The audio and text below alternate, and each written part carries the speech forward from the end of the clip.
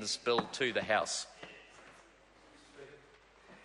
I call the honourable member Andrew Williams. Thank you, Mr Speaker. I take a call in the third reading for the Crown Minerals Amendment Bill. And can I say on behalf of New Zealand First how disappointed we are that it has come to this, when it was doing so well under the former Minister Phil Heatley and then under the current Minister Simon Bridges. It was all going along swimmingly well. We had said in this House during the first two readings that we supported economic development. We supported, as a party, the government's initiatives in terms of improving the well-being and the prosperity of people within this country in terms of accessing our minerals and the resources that are there, both onshore and offshore. And we felt it was in the interests of the New Zealand economy to support this legislation. We heard a number of months ago in the first reading how $2 billion was received by the Crown since 2008 from royalties of minerals and resources, and that's very good. Could be improved a lot with a review of how much is charged in terms of those royalties. But again, New Zealand First felt that was a positive thing for the economy.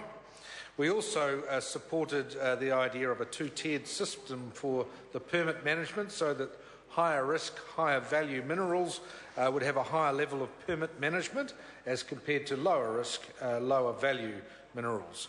The bill also would sift out applications who did not meet the standards. So we saw merit in that in the beginning and in terms of ensuring that those who were applying did meet the required standards. And we also were impressed in the early days of this bill when it came first to the House that there would be increased community consultation in relation to the Crown interests and in terms of taking resources and minerals from both onshore and offshore. And indeed, Mr Speaker, this lined up with the Act that was put through Parliament last year, the Exclusive Economic Zone Act, which New Zealand First also supported the government on in terms of that 200-mile limit, the fifth largest exclusive economic zone in the world, where again we saw merit in New Zealand taking a responsible attitude towards looking at the resources that were out in the vast ocean and looking at it in an environmentally sustainable manner in terms of recovery of some of those resources. So that was where it was all going swimmingly well, and New Zealand First was supportive of the bill. Unfortunately, a deal breaker occurred in the last week or so, and that was in the form of the Minister's SOP regarding protest on the high seas involving mining, exploration or drilling or resource recovery in our 200-mile limit. And that SOP that was dropped in at the very last minute, the 11th hour, somewhat floored us because we felt that it was inappropriate. I spoke in this House last week on the matter and said we felt it was inappropriate to start mixing an act and a bill which was going to become an act, all focused on minerals exploration and focused on the actual operations of mining and mineral resources, to start taking into account safety and health and well-being of people on the high seas who may be going about their daily lives in terms of protest of certain activities out there in terms of drilling or mining or whatever.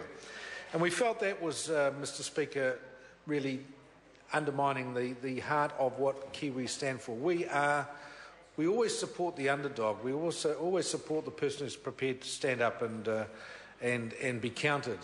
And as I mentioned in the House last week, we were a country who ourselves, as a country, as a government, were prepared to go to Mururoa Atoll in 1973 with our two frigates, the Otago and the Canterbury, and make it known to other governments and other authorities that we did not support what they were doing there in Mururoa in terms of nuclear testing.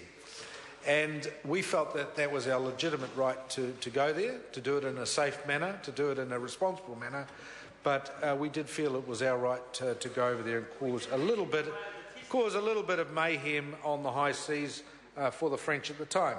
Likewise, I think a lot of New Zealanders who were opposed to nuclear vessels saw merit in the protests of the submarine USS Haddo when it came into port in New Zealand, and many protesters went out there to voice and show their opposition to nuclear weapons and nuclear propulsion.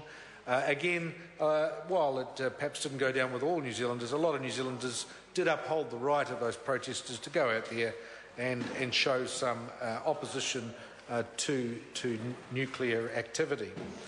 So we didn't feel it was quite right of the Minister to say, well, that can still occur, it just can't go on within 500 metres of any vessel on the high seas, and these protesters should just line up outside the head offices of the mining companies or outside their respective onshore bases, but not actually do it at sea. Well, at the end of the day, we all know, Mr. Speaker, that often protest only comes about and results only come about by actually being at the coalface of the protest and making sure that people are aware of it.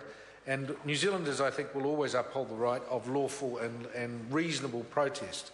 And in that respect, Mr. Speaker, we did feel that if there was going to be concerns here, it should have been addressed under a different act, not under this Crown Minerals Act. It should have been bill. It should have been addressed under the Maritime Transport Act and some alteration to that to ensure that the master and the crew of any vessel and the passengers there were taken care of in a safe and the well-being of the passengers and crew were uppermost. And we felt that in that respect, under Section 65 of the Maritime Transport Act, where it says that every person commits an offence which causes unnecessary danger or risk to any other person or to any other property, irrespective of whether or not, in fact, any injury or damage occurs, that's already in the Maritime Transport Act, and perhaps the legal advisors could have looked at ways to extend that out to encompass activities in our economic zone so that it was seen as a safety and health issue, not just simply perhaps sidling up to the mineral and mining companies to perhaps take the heat away from them in terms of their economic activities. So that was a game breaker for New Zealand First. It's a bit unfortunate. I've spoken to the Minister on a couple of occasions as late as this afternoon and said, would the government withdraw it and somehow take it out of the bill so that we could focus back on the actual Crown Minerals, the resources, the economic benefits and all that sort of thing, and away from the aspect of taking away basic rights of New Zealanders to protest. He was not able to do that and said it was too late, unfortunately, to address that situation, and it couldn't be done at this late stage. And so as a result, Mr. Speaker, New Zealand First is not, unfortunately, going to be able to support this bill. Having said that, we know that it will pass because the government has the numbers to pass this, and it will go into law. We just do signal to the government that we don't think that necessarily this was the right way to do this. Mr. Speaker, we think it is very important for jobs and for employment in this country that we do address the Crown Minerals situation, but we do feel at the same time that those minerals need to be reassessed in terms of how much we do charge in the way of royalties and how much we do get back from those royalties. New Zealand First, for instance, has come out with some very good policy in recent weeks where we would return 25% of all royalties taken from any region back to the region it's taken where that resource is taken. And we believe that is a very positive thing for regions throughout New Zealand so that the economic benefits are returned, at least 25% to the Crown, are returned back to where it's taken. And in that respect, we certainly hope that some of those sorts of recommendations are taken up in the future by the government because we do want to see this country prosper, we do want to see more jobs, more opportunities for our people in this country, and we do want to grow the economy. But unfortunately, Mr. Speaker, while this game breaker sits here within this bill, New Zealand First cannot support. Kenwell Bakshi.